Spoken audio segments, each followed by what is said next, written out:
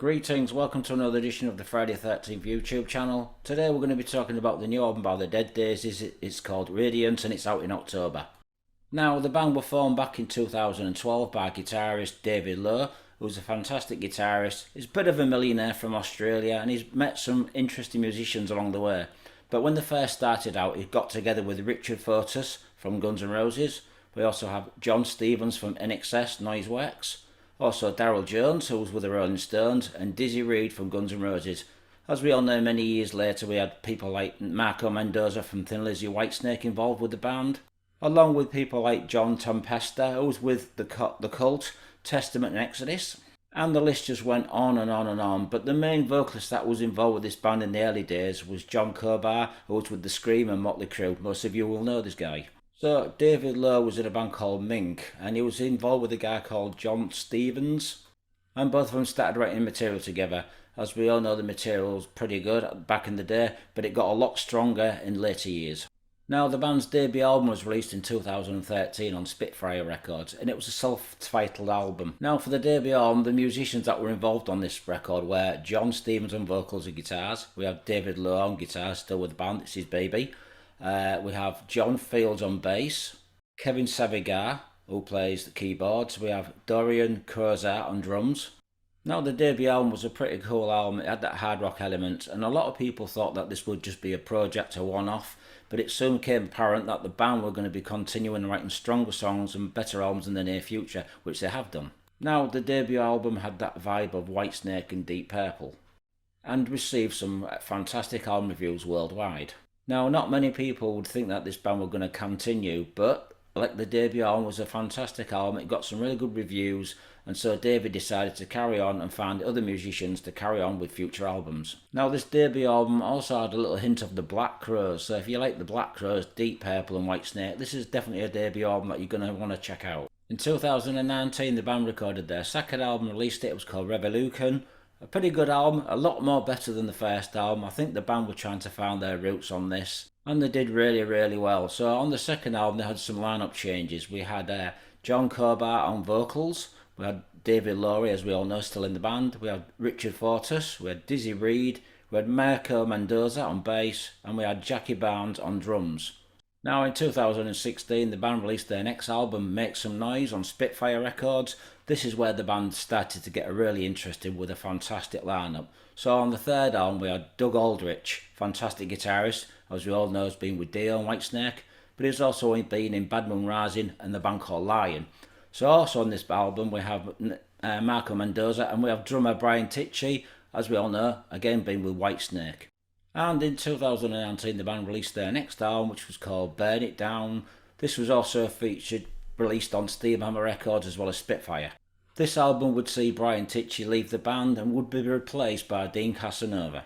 And Dean had been with Journey, as most people out there will know, but he's also been in a fantastic power metal band back in the day called Wild Dogs. If you haven't heard the album, Reign of Terror, check it out. Now, the band had found their style, like I said earlier, the Whitesnake, the Deep Purples, and it really works well for the band. And they did their next album, which was called Holy Ground, which I think is a fantastic album. This would bring the band down to a four-piece. We all know Glenn Hughes had joined the band, former Deep Purple, a fantastic singer. They all say Rob Halford's the metal god. Now, for me, Glenn Hughes is the rock god. He's a fantastic singer. Now, Holy Ground was a fantastic album. I don't think there was one bad song on the album. This album would also feature Dean Casanova. But unfortunately, Dean left once again and is now replaced by Brian Tichy for the new album. Now, the new album features 10 songs and it's a fantastic production. And if you like the production on Holy Ground, you're really going to like this production. Ben Grossi produced this album, which has a fantastic, solid album production. Nice drum sound, great guitar sound, punchy bass, and of course, Glenn's powerful vocals. Like I said, he's one of the best singers. In fact, he is the best singer in rock out there. Let me know if you think he is the best singer in rock. Me personally, I think he is. And if you've seen him live, you'll know just how powerful a singer he is. So, the song titles on the album are Face Your Fear, Hypnotize Yourself, as we know this is a single on YouTube. We also have Shine On, Residence, Born to Fly, Kiss the Sun, Contagious, Cascade, Not Human and Roll On. Now, as you start to listen to the album, you really start to get into it and feel like a really good vibe. And before you know it, the album's actually over. It's not a very long album, but the songs are really solid. It's just a shame there's only 10 songs on the album. But never judge a book by its cover, as they always say. It's a great album.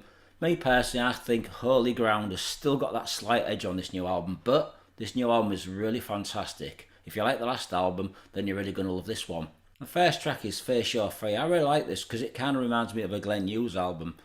I guess everyone's going to think that when they hear Glenn Hughes singing on this album. You know, Glenn's done some fantastic solo albums, and you wouldn't think this is a Dead Daises album just by listening to his voice, but it is a really good song. It's called Face Your Fear.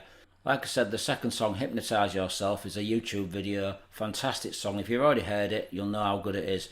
And the guitar solo on this is absolutely amazing. I mean, Doug Aldrich, one of the greatest guitarists out there, but you can hear his influences.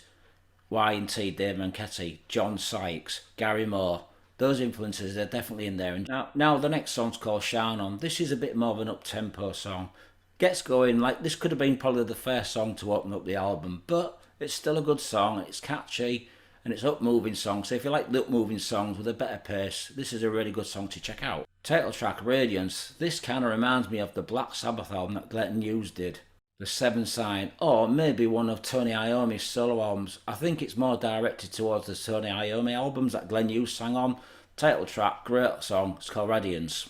Now the next song's called Born to Fly. This is kind of a cruising song, so if you're sat in your car driving down the freeway or motorway, wherever you are, this is one of those songs that, you know, you can just have the windows wound down and just tap your foot as you're driving. Good song, little catchy song, great vocals, like I say, by Glenn Hughes. Now the next song's called Kiss the Sun. I really like this song, it's got a catchy groove.